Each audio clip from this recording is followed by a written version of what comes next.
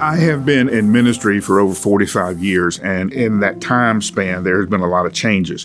One of the changes is we're in the middle of the Second Reformation. The First Reformation gave the Bible back to the people. The Second Reformation that we're in now is giving ministry back to the people. Here are some of the indicators that most pastors are seeing. And because they're kind of isolated and nobody pulls them all together, they may not recognize the totality of the moment. One of the indicators, we are transitioning between generations. The builders have all died off. Boomers have taken their place, and now they are all retiring. Gen X, Millennials, Gen Z, very, very different. Okay? Not that they're not generous, they are.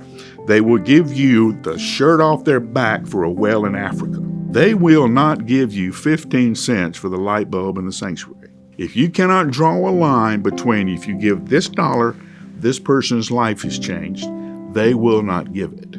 So what does that mean for the building programs of the future? What does that mean for the way that we have traditionally housed our ministries? Now, you add that to it. 2, you add the trauma of COVID. Now, what happened in COVID? All kinds of things happened during COVID. 1, people found out you can watch worship services on television. The definition of communities changed because of the internet. And I can get on the internet and I can have a community of people from all over the world. So if I find out that there's a village in Haiti that needs some kind of reconstruction project, I can actively be involved in that because of the engagement of the internet. Now again, can you show me where if I give $1, a life's being changed, then I'll support that? So it's a very, very different, I'm not going to give because I'm expected to give or this is the way we support the institution and the work of the church. You're going to have to show me week after week, you gave this $1, this person was impacted. Most churches measure by what we call the 3 B's: budgets, buildings, and butts. Is the budget growing? Are you building anything significant? And 3, are more people coming? Are there more butts in the pew than what? That is the mark of success. And the reason we mark that is, how do you measure a disciple?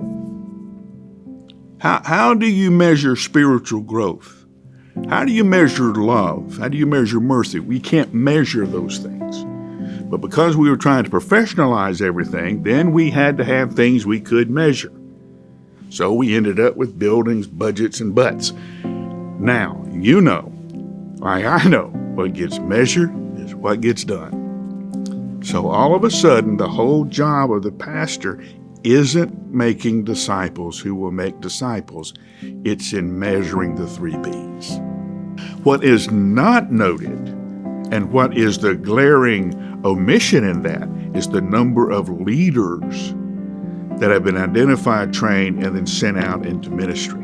The successful pastor of the Second Reformation is not going to be the one who has more people coming to their church. They're going to be the one who releases more leaders into the community for ministry.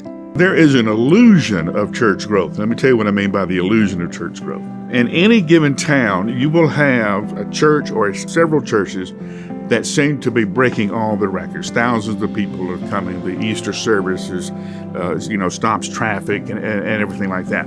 But for every church that you show me that is growing, I will show you 10 that are dying. Okay, so what's happened is not that you have a lot of new Christians coming to the faith.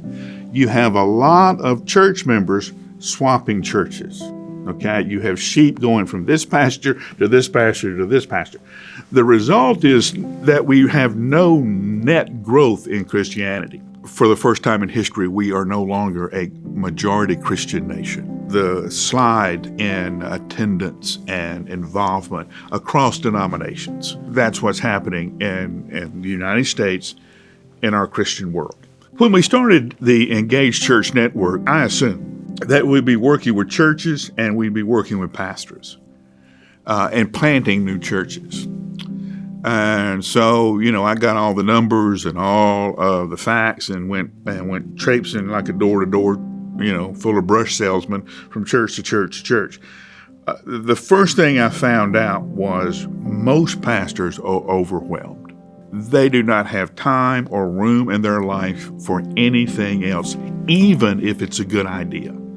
Even if you can give me something that we know will work, I don't have capacity for it. So we've had to adjust in our working with pastors, and let's sit down and put everything up on the wall, and then let's go through these things and find out what is essential to your ministry. So what we see in the first leaders of the early church was this priority of prayer, this priority of preaching and teaching, and this priority of identifying and training leaders.